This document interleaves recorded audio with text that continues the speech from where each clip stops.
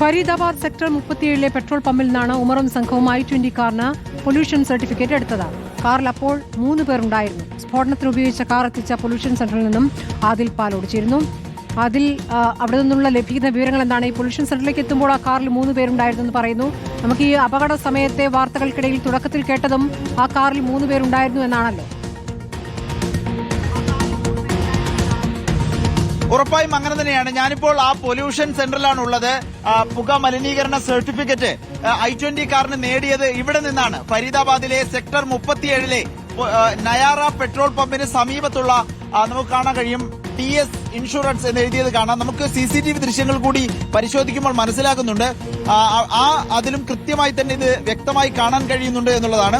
ഇവിടെ നിന്നാണ് i20 കാറിന് പൊല്യൂഷൻ സർട്ടിഫിക്കറ്റ് നേടിയത്. സ്വാഭാവികമായും ദില്ലിയിലേക്കൊക്കെ സഞ്ചരിക്കുമ്പോൾ പൊല്യൂഷൻ സർട്ടിഫിക്കറ്റ് കൃത്യമായിട്ടില്ലെങ്കിൽ അത് വലിയ പരിശോധനയ്ക്ക് കാരണമാകും. പിന്നീട് വാഹനം പോലീസ് പിടിച്ചെടുക്കുന്ന നടപടികളിലേക്കൊക്കെ പോകും, പ്രത്യേകിച്ച് മലിനീകരണ സമയത്ത്. അതുകൊണ്ട് തന്നെയാണ് ഇതിന്റെ പൊല്യൂഷൻ സർട്ടിഫിക്കറ്റ് നേടിയത് എന്ന് നമുക്ക് വിലയിരുത്തേണ്ടി വരും.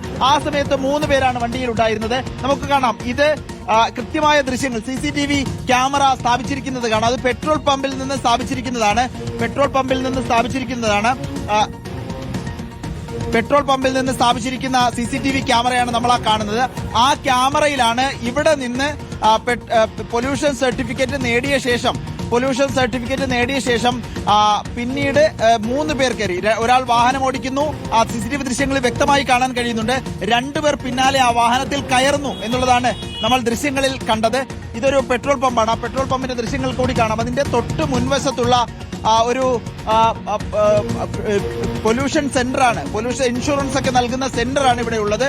ഇവിടെയുള്ള ആളോട് നമ്മൾ സംസാരിക്കുമ്പോൾ മനസ്സിലാക്കാൻ കഴിയുന്നത് ഒരു i20 കാർ വന്നിരുന്നു. പക്ഷെ ആരാണ് അതിൽ ഉണ്ടായിരുന്നത്, അയാളും ഇപ്പോൾ ഡോക്ടർ ഉമറും തമ്മിൽ സാമ്യതയുണ്ടോ എന്നത് സംബന്ധിച്ച് ഒരു വ്യക്തതയുമില്ല.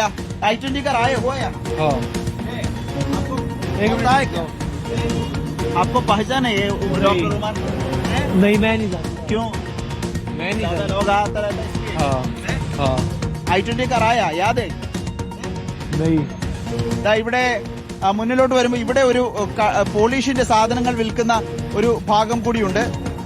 पता है सर? नहीं, मुझे नहीं पता इसके बारे में. उस टाइम आप यहाँ थे नहीं सर. ആ സമയത്ത് അദ്ദേഹം ഇവിടെ ഇല്ലായിരുന്നു എന്നാണ് പറയുന്നത്. ഇവിടെ ഇങ്ങനെ ഒരു സ്ഥലം വെക്കുന്ന പോളിഷിന്റെ സാധനങ്ങൾ വിൽക്കുന്ന ഒരു ഭാഗമുണ്ട്. അതിന്റെ തൊട്ടടുത്താണ് ഈ പൊല്യൂഷൻ സെന്റർ ഉള്ളത്. ഇവിടെയാണ് പൊല്യൂഷൻ എടുക്കാനായി i20 കാറുമായി ഉമറും സംഘവും വന്നത് എന്നാണ് മനസ്സിലാക്കാൻ കഴിയുന്നത്. കൂടുതൽ ആളുകളുണ്ട്. CCTVയിൽ ദൃശ്യങ്ങൾ പതിഞ്ഞിട്ടുണ്ട്. അതൊരു പ്രധാനപ്പെട്ട തെളിവായി NIA എടുക്കുകയുമാണല്ലോ ആദ്യം. ഉറപ്പായും അങ്ങനെ തന്നെയാണ്, കൃത്യമാണ്. കാരണം 3 പേർ ആ വാഹനത്തിലുണ്ട് എന്നത് വ്യക്തമാണ്. CCTV ദൃശ്യങ്ങൾ അത് കാണാനും കഴിയുന്നുണ്ട്. ഒരാൾ ഉമറെങ്കിൽ ബാക്കി 2 പേർ ആരൊക്കെ എന്നുള്ളതാണ് ചോദ്യം. അതിനുള്ള ഉത്തരം തേടുകയാണ്. വൈറ്റ് കോളർ ടെറർ മൊഡ്യൂളിൽ കൂടുതൽ ഡോക്ടർമാരുണ്ടാകാനുള്ള സാധ്യതയുണ്ട്, കൂടുതൽ സംഘങ്ങൾ ഉണ്ടാകാനുള്ള സാധ്യതയുണ്ട്.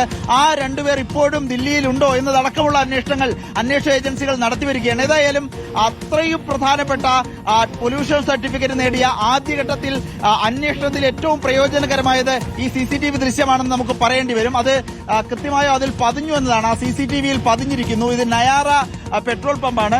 ആ പെട്രോൾ പമ്പിന്റെ ഒരു ഭാഗത്ത് മുൻവശത്താണ് ഈ പൊല്യൂഷൻ സെന്റർ ഉള്ളത്. അവിടെ വന്നാണ് ഈ പൊല്യൂഷൻ സർട്ടിഫിക്കറ്റ് എടുത്തിരിക്കുന്നത്. അത് എടുത്തത് കൃത്യമാണ്. അത് പോലീസ് മനസ്സിലാക്കുന്നതനുസരിച്ച് ദില്ലിയിലേക്ക് കടക്കണമെങ്കിൽ പൊല്യൂഷൻ സർട്ടിഫിക്കറ്റ് നിർബന്ധമാണ്. അല്ലെങ്കിൽ പോലീസ് പലയിടത്തും പരിശോധന നടത്തുന്നുണ്ട്. മലിനീകരണം കൂടിയതുകൊണ്ട് തടയാനും വണ്ടി കസ്റ്റഡിയിലെടുക്കാനും സാധ്യത ഉള്ളതുകൊണ്ടാണ് പൊല്യൂഷൻ സർട്ടിഫിക്കറ്റ് ആദ്യം തന്നെ നേടിയത് എന്നാണ് വിലയിരുത്തുന്നത്. ശരി, ഫരീദാബാദിലെ പൊല്യൂഷൻ സെന്ററിൽ നിന്നാണ് ആദിൽ പാലോട് വിവരങ്ങൾ നൽകുന്നത്.